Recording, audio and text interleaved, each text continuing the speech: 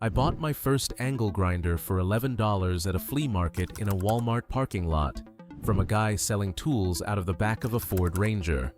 No box, no manual. The disc that came with it was already warped, like it had been left on a car dashboard in July. I used it for 2 years before a neighbor watching me cut rebar said quietly, "You know that thing could kill you, right?" I laughed. Then I looked it up.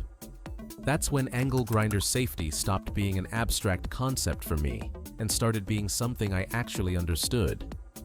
That $11 grinder is where this whole question starts. None of that shows up when you're comparing an $11 grinder to a $200 one.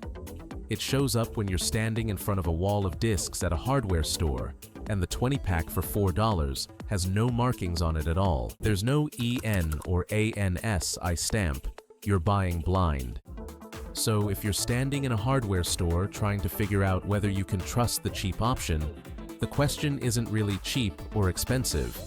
It's whether the disc in your hand has a full EN or ANSI marking, a speed rating that matches or exceeds your grinder's spindle speed, and an expiration date that hasn't passed.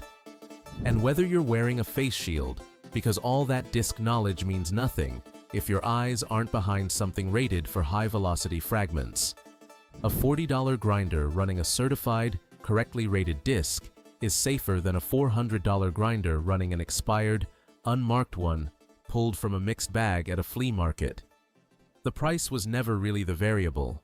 The paperwork was. I still have that $11 grinder, actually.